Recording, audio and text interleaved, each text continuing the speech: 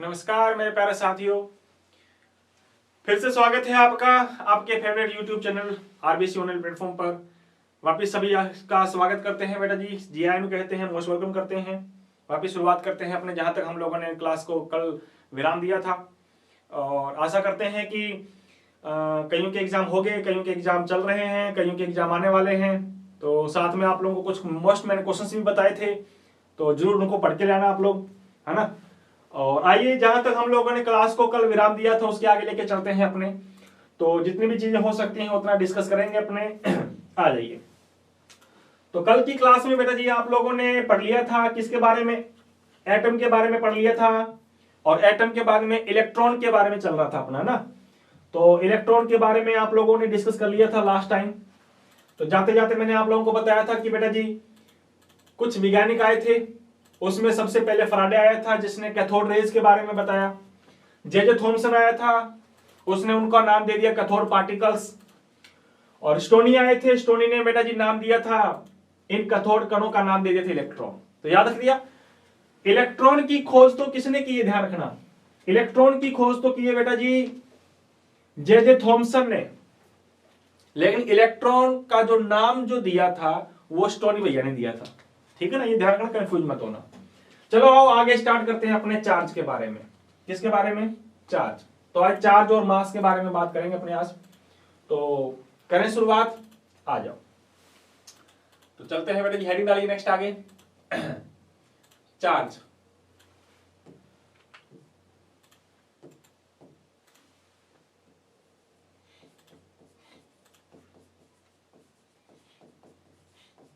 Charge of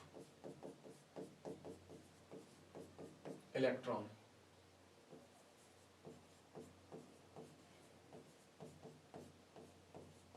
electron का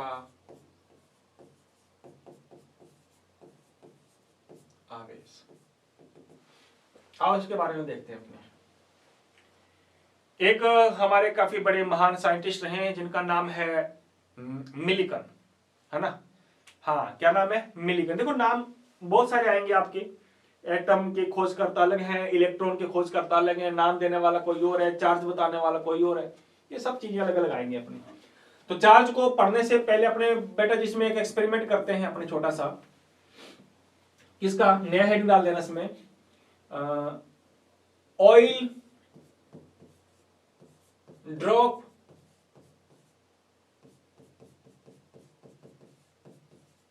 theory of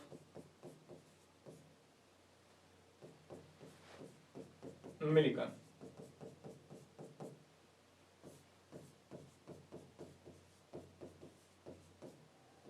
Millikan का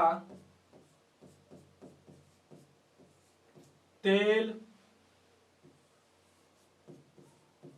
बूंद सिद्धांत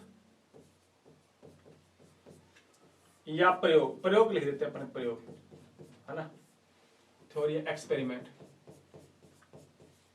एक्सपेरिमेंट। तो मिलिकन ने बेटा जी एक छोटा सा प्रयोग किया, एक्सपेरिमेंट किया उसने। मिलिकन ने किसके बारे में बताया? चार्ज के बारे में जनरली वो चीज बताएगा, थोड़ा ध्यान देना, है। तो मिलिकन ने अपने ऑयल ड्रॉप थ्योरी में क्या बातें बोली? इससे पहले हमने कुछ चीजें बात पढ़ ली थी, आगे और डिस्कस करेंगे अपने। कल की सभी चीजें तुम लोगों ने अच्छी तरह से बेखूबी से पढ़ ली होंगी, और जिन्होंने नहीं पढ़ी तो बेटा जी एक बार जल्दी से आप लोग पिछली वीडियो ध्यान से देखना।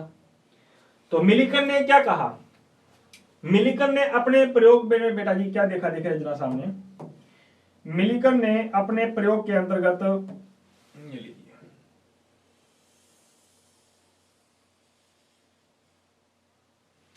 दिख रहा है ये डार्क बनाऊं इसको मैं? चलो मैं डार्क बना देता हूं इसको मैं। ये लीजिए, अपने इसको थोड़ा डार्क बना देते हैं। एक कंटेनर लिया बेटा ऐसे, ठीक है, यूं ऐसे।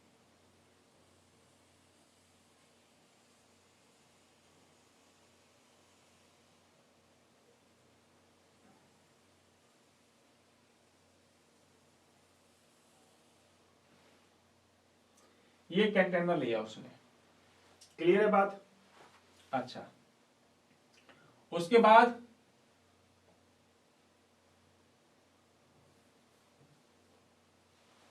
ये लीजिए, ये कंटेनर लिया उसने। इसमें बेटा जी 2 प्लेटें अरेंज कर दी उसने, ठीक है ना जी, ध्यान रखना।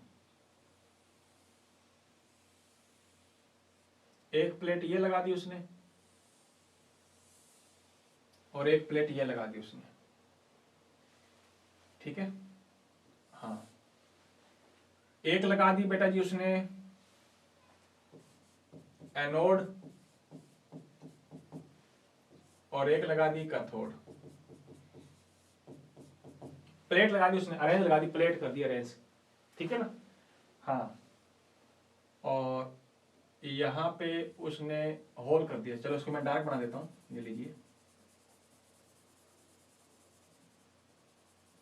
इस प्रकार से,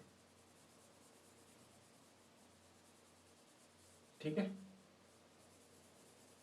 कुछ इस टाइप से इसने बताया,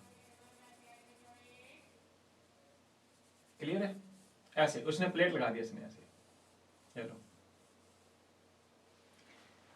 ठीक है।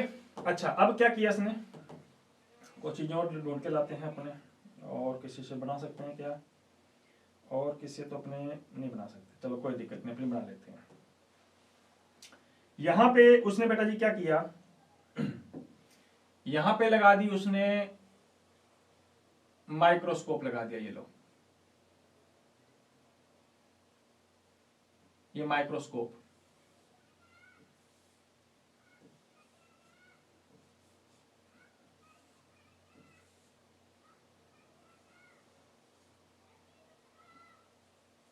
ये माइक्रोस्कोप लगाया हुआ है यहां पे, ठीक है।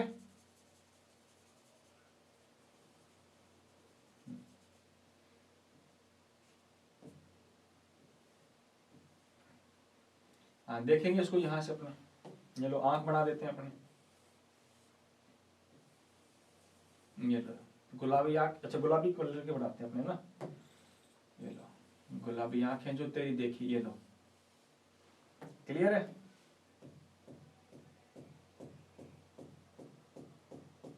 ये लो, यहां से उसको अपने देखेंगे, क्या देखेंगे भी देखना आप। अच्छा, यहां लगा दी मैंने ऑटोमाइजर, ये लीजिए, यहां से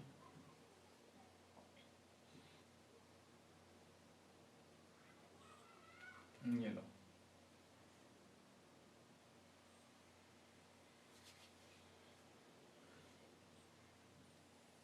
ये लो,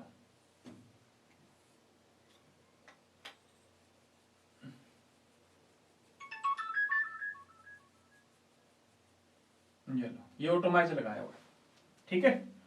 और इसमें भर दो आप तेल, ऑयल भर दो इसमें, ऑयल, ये लो, इसमें भर दिया हमने ऑयल, क्लियर है। हाँ, देखते रहना, ये लो, ये मिलीकर ने अपना एक्सपेरिमेंट किया, मिलीकर ने अपने बेटा जी ये प्रयोग किया इसने इस प्रकार से, ठीक है। अब देखना, अच्छा ये मतलब ऐसे ये भोंपू नहीं है, ध्यान रखना, मतलब अपने नाई भैया के पास में जाते हैं कटिंग वगैरह करवाने के लिए बालों की, है ना, या ब्यूटी पार्लर जाती हैं कई हमारे छोटे छोटे जो प्यारे लाडू हैं, तो वो बालों में वो जैसे स्प्रे करता ही नहीं करता पानी की, है ना, तो बस वो ये ऑटोमाइजर है अपना, कनित्र बोलते हैं इसको, कनित्र, ठीक है ना। हाँ, ये लो, हाँ ऑटोमाइजर है ये हमारा, मतलब ऐसे ही उसको प्रेस करोगे ना ऐसे, तो यहां से आपको, मैं इससे बनाता हूं, बन जाएगा।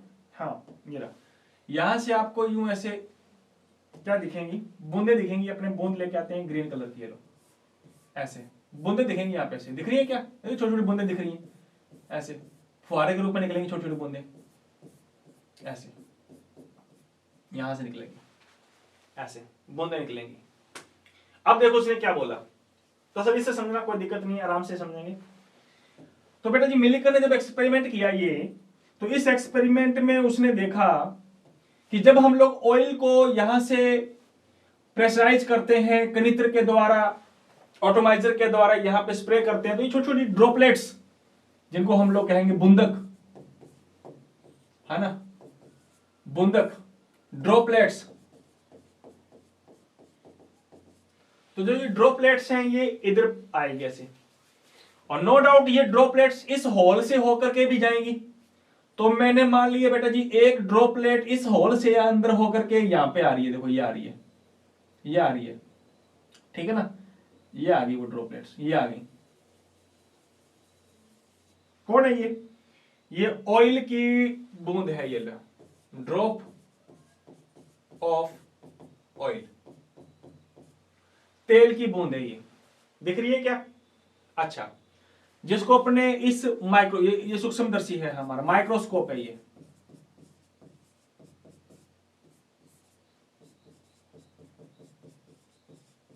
माइक्रोस्कोप, ठीक है ना।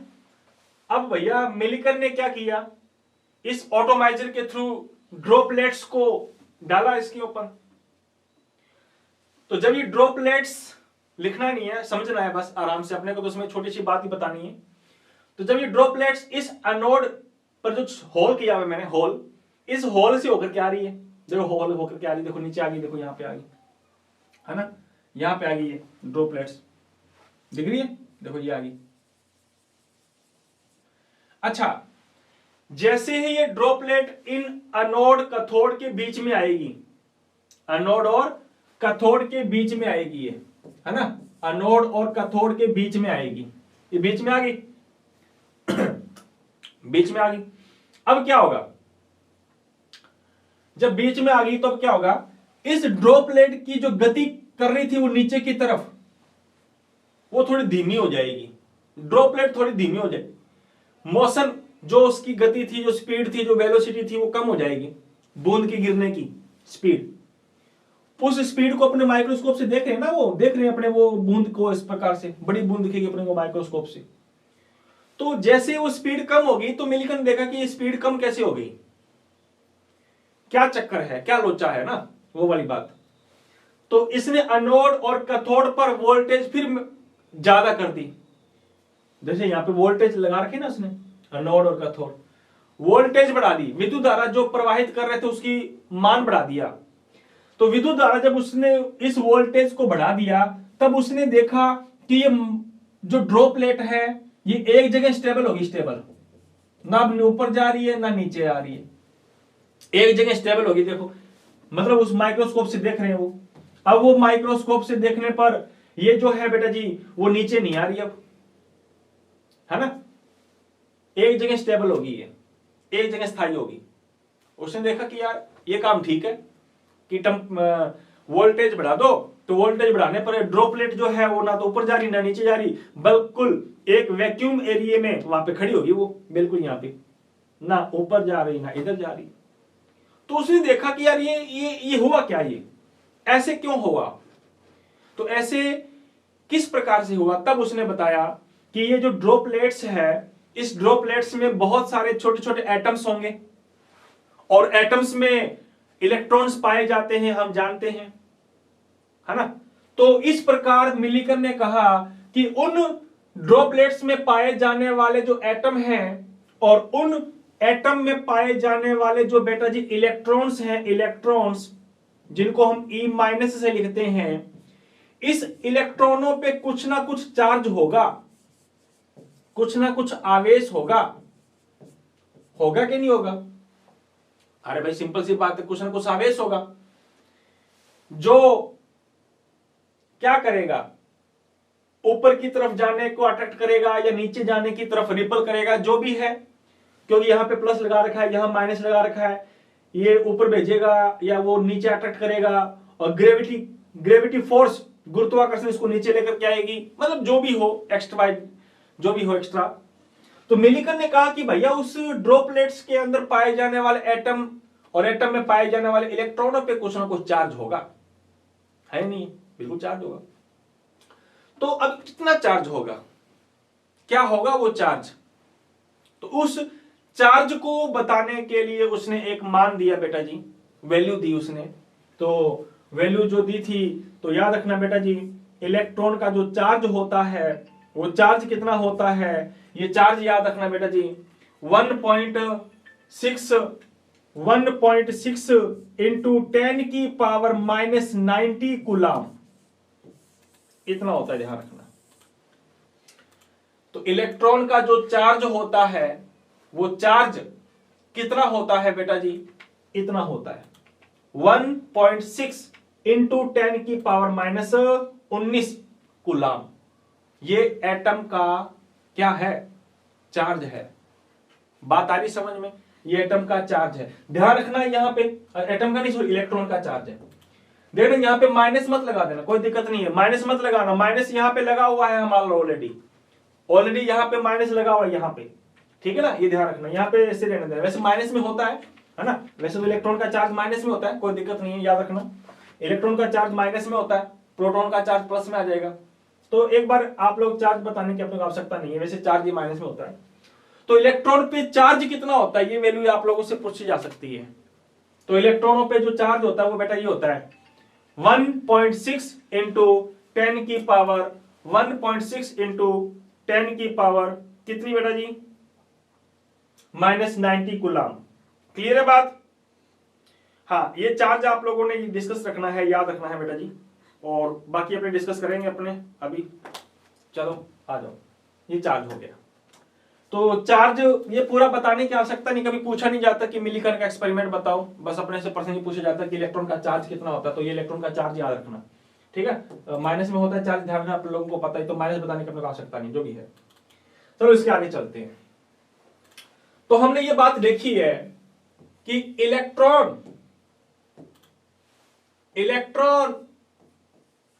का जो चार्ज है वो होता है 1.6 इंटू 10 की पावर -90 कूलाम। ये इलेक्ट्रॉन का चार्ज है, ठीक है। और उसी मिलीकन के द्वारा इलेक्ट्रॉन के बेटा जी मास के बारे में भी बताई गई। इलेक्ट्रॉन का मास बोले तो द्रव्यमान,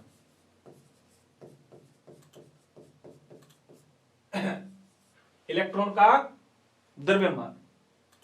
हाँ, अब इलेक्ट्रॉन की अगर अपने द्रव्यमान की बात करें तो इसका द्रव्यमान भी आप लोग याद रखना बेटा जी 9.109383, मतलब ऐसे चलता रहेगा, अपने को पूरा याद करने की आवश्यकता नहीं है।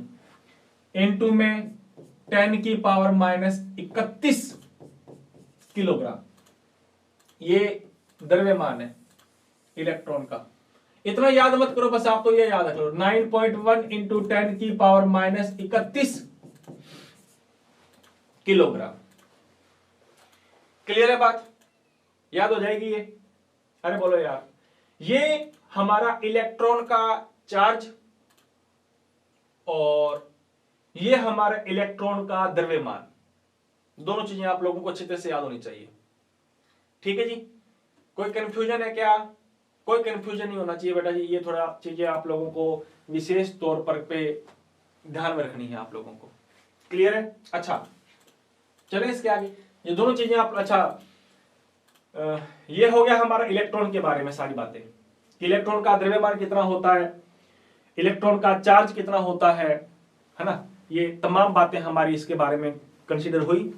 तो ये इलेक्ट्रॉन वाला मामला हमारा कंप्लीट हो गया, इलेक्ट्रॉन का मामला हमारा कंप्लीट हो गया। अब अपने शुरू करते हैं बेटा जी इलेक्ट्रॉन के बाद में प्रोटॉन। हाँ, अब अपने शुरू करते हैं प्रोटॉन के बारे में। प्रोटॉन के बारे में चिंता मत करो, मैं इलेक्ट्रॉन पे लोड करके वापस आऊंगा। अभी तो फिलहाल आप लोग इलेक्ट्रॉन के बारे में इतनी चीजें याद रखो कि चार्ज कितना होता है, माइनस में होता है चार्ज, ध्यान रखना, और द्रव्यमान कितना होता है, ये इतना है। अब अपने बात करते हैं प्रोटॉन। किसके बारे में? प्रोटॉन। अब आ जाओ प्रोटॉन। तो प्रोटॉन को बताने के लिए एक साइंटिस्ट आया जिसका नाम है गोल्डस्टीन। ध्यान रखना, क्या नाम है?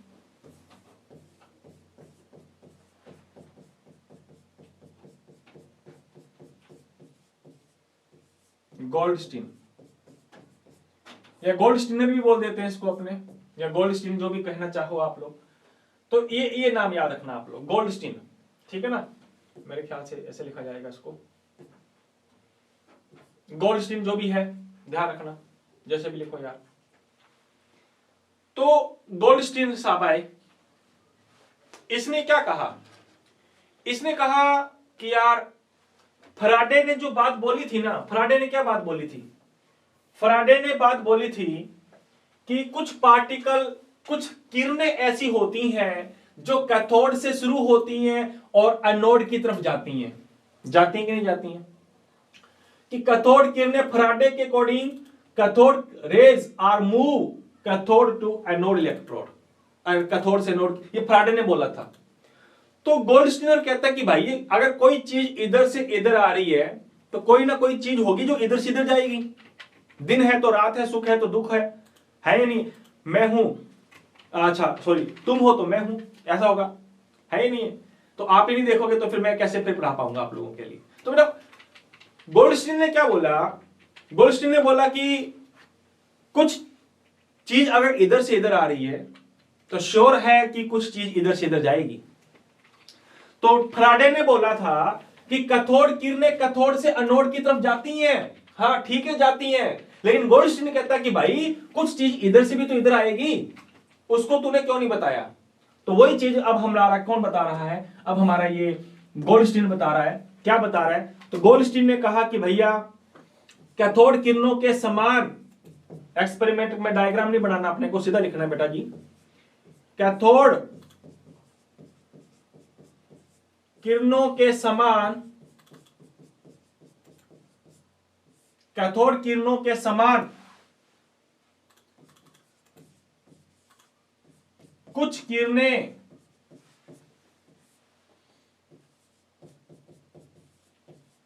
इसके विपरीत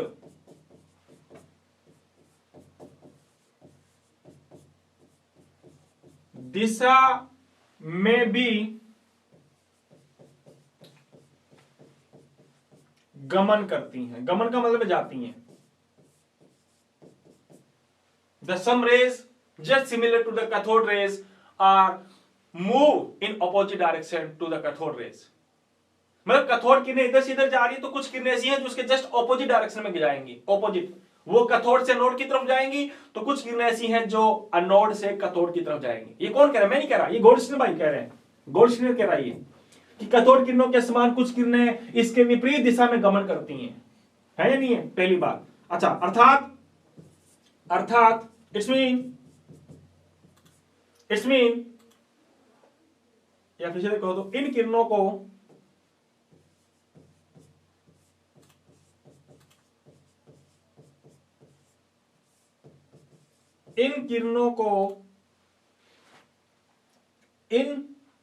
को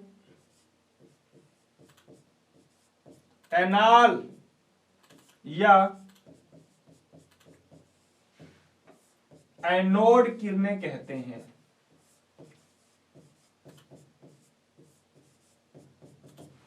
तो ये बात ध्यान रखना, गोल्डस्टीन ने प्रोटॉन की खोज की, ठीक है की, लेकिन प्रोटॉन का नाम गोल्डस्टीन ने नहीं दिया।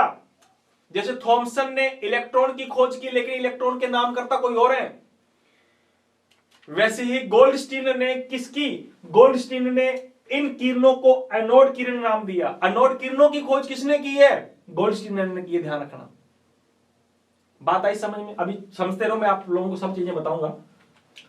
तो मुझे बताओ ये एनाल किरणें कहते हैं। अच्छा, ये एनाल किरणें किधर से किधर जाएंगी? तो गोल्डस्टीन ने कहा ये एनोड रेज जो है, किरणें एनोड से कैथोड की तरफ क्या करती हैं? की तरफ गति करती हैं। सिंपल सी बात है। जस्ट उसके ऑपोजिट हुआ कि नहीं हुआ? वो फराडे ने बोला था, ये हमारा गोल्ड भैया बोल रहा है। हाँ, अच्छा मुझे कोई बताएगा कैथोड किरणों पर कौन सा चार्ज होता है? कल पढ़ा था तुमने कि वो कैथोड से एनोड की तरफ जा रही है, माइनस से प्लस की तरफ जा रही है, मतलब माइनस आवेश होता है। तो मुझे कोई बताएगा कि एनोड किरणों पर कौन सा चार्ज होगा? हाँ, सिंपल सी बात है, उन पे अगर माइनस है तो उस पे प्लस आवेश होगा, मतलब ये प्लस से माइनस की तरफ आएंगी। आएंगी कि नहीं आएंगी? तो मेरे प्यारे साथियों, इनको हम कह सकते हैं कि एनोड किरणों पर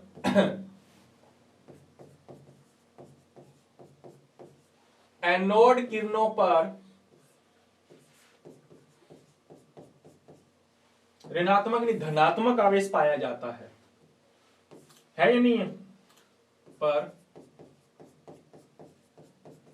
धनात्मक आवेश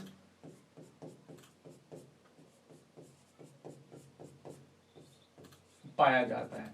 The anode rays have the positive charge, but the cathode rays have the negative charge. उनके पास में नेगेटिव चार्ज होता है, but anode rays have the positive charge. इन पे प्लस चार्ज होता है क्योंकि ये एनोड से कैथोड की तरफ गति करती हैं। है या नहीं बेटा? अच्छा आगे चलते हैं। नेक्स्ट आगे चलते हैं। मुझे बताओ, जो हमारी कैथोड किरणें हैं, क्या वो किसी से प्रभावित होती थी क्या? हाँ बिल्कुल होती थी। तो मुझे कोई बताएगा क्या वो गैस की प्रकृति पर निर्भर करती हैं क्या? मुझे फटाक से बताओ यार। हाँ, क्या वो कैथोड किरणें गैस की प्रकृति पर निर्भर करती हैं क्या? नहीं करती। कल बताया था मैंने चीख चीख के, the cathode rays can't be depend on the nature of the gas. लेकिन याद रखना इसमें उल्टा है, इसमें उल्टा है। एनोड किरणें गैस की प्रकृति पर निर्भर करती हैं। अरे सर कौन सी गैस? अरे मेरे लाडू, मेरे सोना, मेरे प्यारे लाडू, तुमने कल पढ़ा था कि नहीं पढ़ा था? इसमें कोई गैस भरी थी कि नहीं भरी थी तुमने?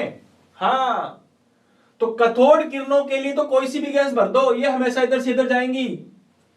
लेकिन एनोड किरणों के लिए अगर तुमने यहां पे कोई गैस की प्रकृति चेंज कर दी तो बेटा जी एनोड किरणें कम आएंगी कि ज्यादा आएंगी, वो डिपेंड करती है गैस की प्रकृति पर। तो ये बात आप लोगों ने लिखनी है, ये काफी इंपॉर्टेंट है, जो आप लोगों ने छोड़नी नहीं है बेटा जी, है ना? क्या लिखनी है? एनोड किरणें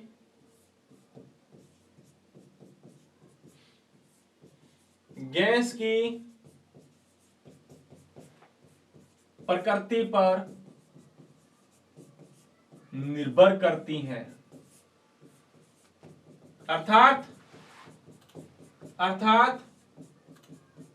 उससे प्रभावित होती हैं। उससे किससे? गैस की प्रकृति से यार, उससे प्रभावित होती हैं। ये लिख सकते हो आप, the anode rays are affected by the nature of the gas, या गैस की प्रकृति के द्वारा ये डिपेंड करती हैं, ये या प्रभावित होती हैं। लिख सकते हो आप। कोई दिक्कत है क्या बेटा? कोई दिक्कत नहीं होनी चाहिए यार, आ जाओ। अच्छा, इन कैथोड, उसने क्या किया? एनोड किरणों को गोल्डस्टीन थोड़ा होशियार था। फैराडे ने तो कैथोड किरणों को कैथोड किरणें ही नाम दिया था, लेकिन बाद में थॉमसन भैया आया था, तुम लोगों को पता होगा। तो थॉमसन ने क्या बोला था कि भैया ये किरणें नहीं है, ये कण है, कण। और थॉमसन ने बताओ उन किरणों को क्या नाम दिया था? कैथोड कण। वैसे ही ये जो गोल्डस्टीन भाई साहब है, ये हमारा एनोड किरणों को क्या नाम दे देगा? एनोड किरणों को दे देगा एनोड कण, को कण कहते हैं, है ना? जिन पे कौन सा आवेश होता है? जिन पर बेटा जी धनात्मक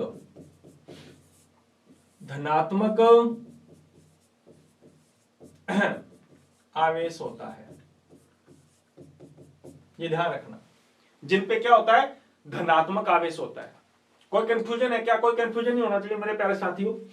एनोड किरणों पर ये पॉजिटिव आवेश होता है। क्लियर है बात? अच्छा, फिर ये ध्यान रखना, नोट डाल के लिख देता हूं मैं। तो कल को प्रश्न तुमसे पूछा जाए कि भैया एनोड किरण या कण की खोज किसने की? खोज तो तुम लोग फटाक से खटाक से झटाक से बताना, किसने की? गोल्डस्टीन ने।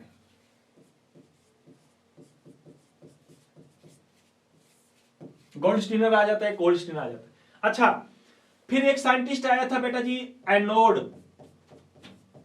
रदरफोर्ड। उसने उन एनोड कणों का नाम दे दिया था। क्या नाम दिया? हाँ, एनोड कणों का नाम दे दिया बेटा जी प्रोटॉन। मुझे बताओ ये प्रोटॉन का नाम देने वाला कौन है? हाँ, रदरफोर्ड भाई साहब है। तो रदरफोर्ड ने प्रोटॉन नाम दिया, खोज नहीं की। खोज तो किसने की? खोज तो इसने की।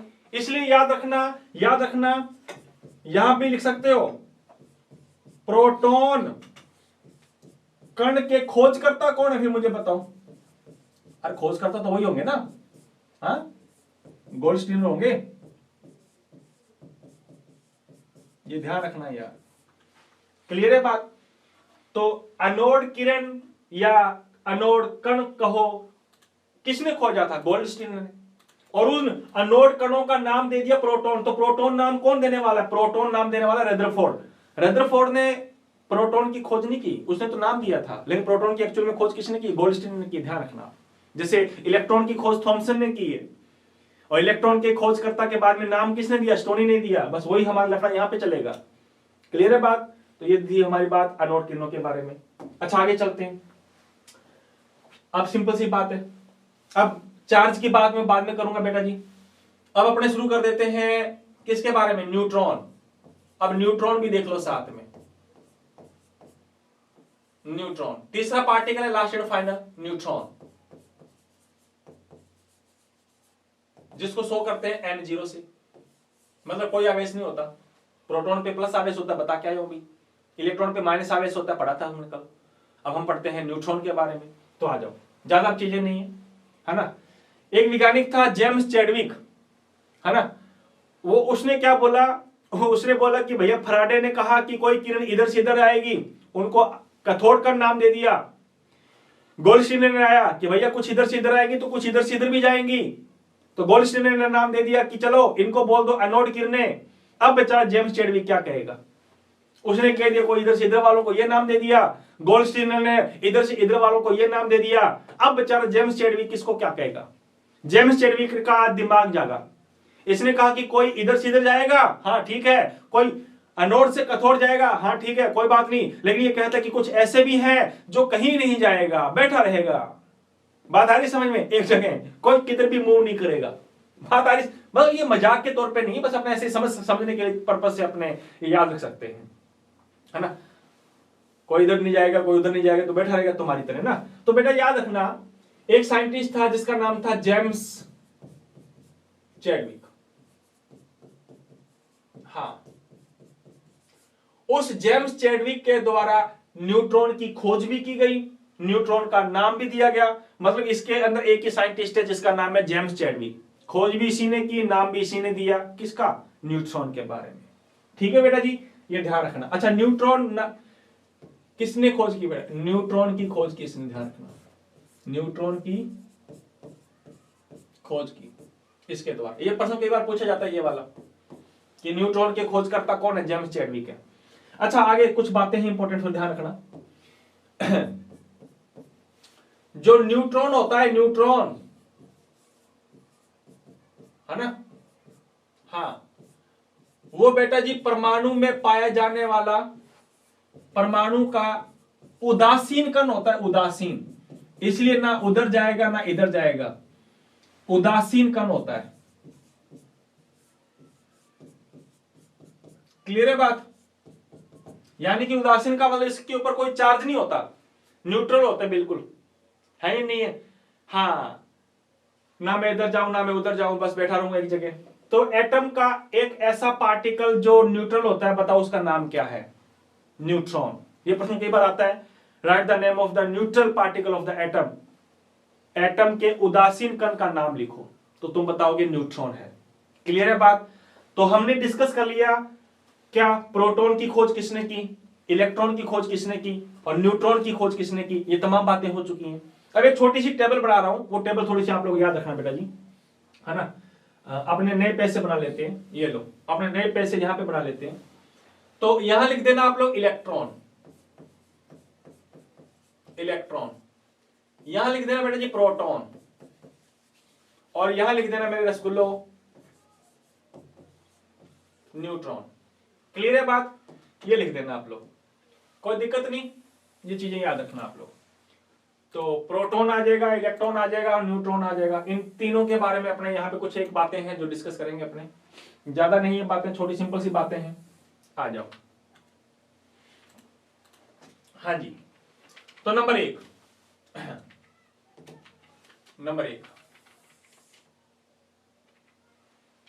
नंबर एक खोजकर्ता। मुझे बताओ इलेक्ट्रॉन की खोज किसने की बेटा? J Thomson. है या नहीं है? की है या नहीं की? अच्छा, प्रोटॉन की खोज किसने की है? प्रोटॉन की खोज की है गोल्डस्टीनर ने। ठीक है जी।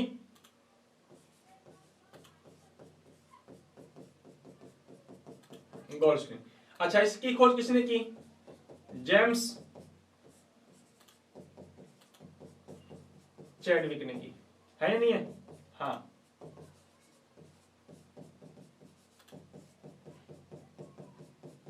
जेम्स चैडविक ने की।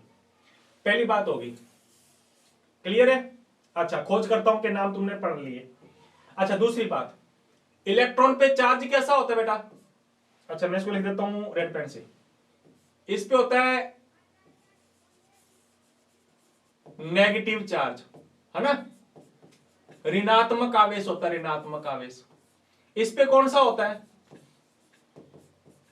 इस पे होता है बेटा जी पॉजिटिव आवेश, धनात्मक आवेश। और न्यूट्रॉन पे कौन सा होता है? इस पे कोई आवेश नहीं होता, ये न्यूट्रल होता है मेरी तरह, बिल्कुल उदासीन होता है। क्लियर है बात? अरे बोलो यार, लिख रहे हो कि नहीं लिख रहे हो? लिखते रहना साथ साथ में। अच्छा, इसके आगे, अच्छा इसका चार्ज कितना होता है कोई बताएगा? इसका चार्ज होता है -1.6 इंटू 10 की पावर -19 कूलाम, सीबी कूलाम, है ना? अच्छा, इसका चार्ज भी उतना ही होता है 1.6 इंटू 10 की पावर -19 कूलाम, सीबी। लेकिन उसका माइनस में होता है, इसका प्लस में होता है, बस अंतर इतना ही है। अच्छा, इस पे चार्ज कितना होता है? इस पे चार्ज बाबा जी का ठुल्लू, कोई चार्ज नहीं होता है, इसका जीरो चार्ज होता है। क्लियर है? अच्छा, चार्ज जीरो होता है। बात समझ में आ रही कि नहीं आ रही यार? हाँ, मैं अगर लिखना चाहूं तो बना लेना यहां से अलग से। 19 है ये, 19, ठीक है, मैं अलग से लिख देता हूं। चलो, यहां पे है पार्टिकल, पार्टिकल। यहां पे है बेटा जी वैज्ञानिकों के नाम और खोज करता, डिस्कवर किसने किया, है ना? डिस्कवर किसके द्वारा किया गया है ही नहीं है? डिस्कवर किसने किया? यहां आएगा चार्ज, चार्ज कितना आएगा, है ना? और यहां पे वैल्यू आ जाएगी, value of charge, value of charge. Clear है? अच्छा, वैल्यू चार्ज के बाद में बेटा जी यहां पे अपने कर लेंगे मास, द्रव्यमान, मास, द्रव्यमान। बताओ मुझे प्रोटॉन का द्रव्यमान बताया था मैंने अभी, 9.1 इंटू 10 की पावर -31 किलोग्राम। ये हमारा किसका किसका है? ये है हमारा बेटा इलेक्ट्रॉन का द्रव्यमान, है ना? अच्छा, प्रोटॉन का कितना होता है? ये होता है 1.67 इंटू 10 की पावर -27 किलोग्राम, -27 किलोग्राम ये होता है, ठीक है? अच्छा, न्यूट्रॉन का कितना होता है? 1.67 लगभग 5 के आसपास होता है, इंटू 10 की पावर -27 किलोग्राम। देखो, इसका द्रव्यमान इतना है या नहीं है? इसका द्रव्यमान इतना है। तो एक बात आप लोगों को मैं बताना चाहूंगा जरूर, तो याद रखना बेटा जी, मास, द्रव्यमान, द्रव्यमान में सबसे भारी होता है न्यूट्रॉन, उससे हल्का होता है प्रोटॉन, और सबसे हल्का होता है इलेक्ट्रॉन। ये ध्यान रखना, द्रव्यमान सबसे ज्यादा न्यूट्रॉन का होता है, उससे हल्का प्रोटॉन, और सबसे हल्का कौन है? इलेक्ट्रॉन। क्लियर है बात? आ जाओ।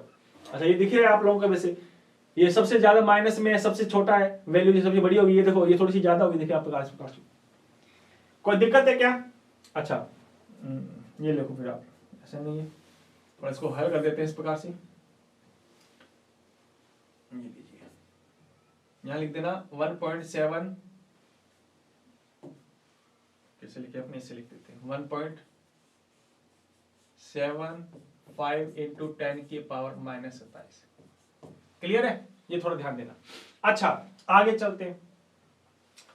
अब अक्सर अपने करना क्या है, मास तो बता ही दिया मैंने, ये मास है ना?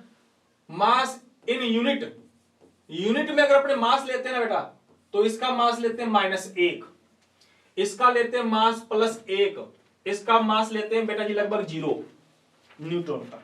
ये ध्यान रखना, ये मास है हमारा कुछ, उसका -1 से शो करते हैं, है ना, सॉरी चार्ज, मास की यूनिट नहीं लिखनी है, अपनी लिखनी है चार्ज, चार्ज की यूनिट, है ना, आवेश, चार्ज।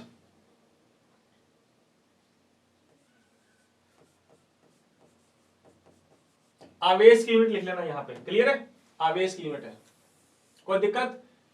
इलेक्ट्रॉन के आवेश को दिखा देते हैं -1, ये पूरा बताने की आवश्यकता नहीं है अपने, बस यूनिट के रूप में अगर बताना चाहें तो इलेक्ट्रॉन का चार्ज इतना, प्रोटॉन का इतना और न्यूट्रॉन का इतना। ये इतनी बातें तुम लोगों को ध्यान रखनी है, ये बातें अपने बार बार काम आएंगी आगे, इसलिए मैंने आप लोगों को यहां पे एक साथ ही करवा दिया। तो ये थी बातें हमारी किसके बारे में, इलेक्ट्रॉन के बारे में, प्रोटॉन के बारे में और न्यूट्रॉन के बारे में।